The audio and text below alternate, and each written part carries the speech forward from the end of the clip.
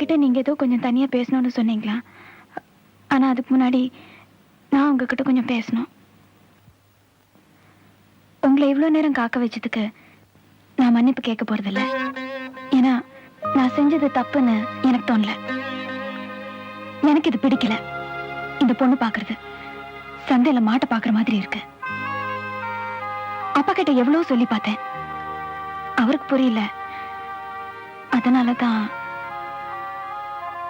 உங்களே உங்க குடும்பத்தையும் அவமானப்படுத்தணுங்கிறதுக்காக நான் அப்படி நடந்துக்கல.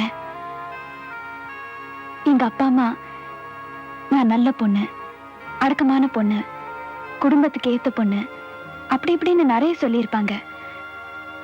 ஆனா நான் அப்படி இல்லை. என்கிட்ட நிறைய குறை இருக்கு.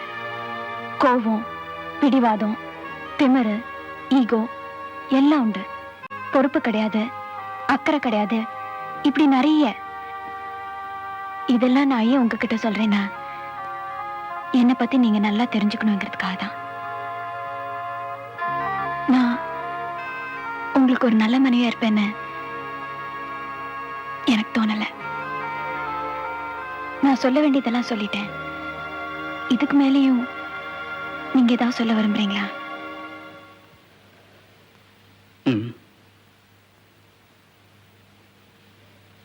உன்னை எனக்கு ரொம்ப பிடிச்சிருக்கு.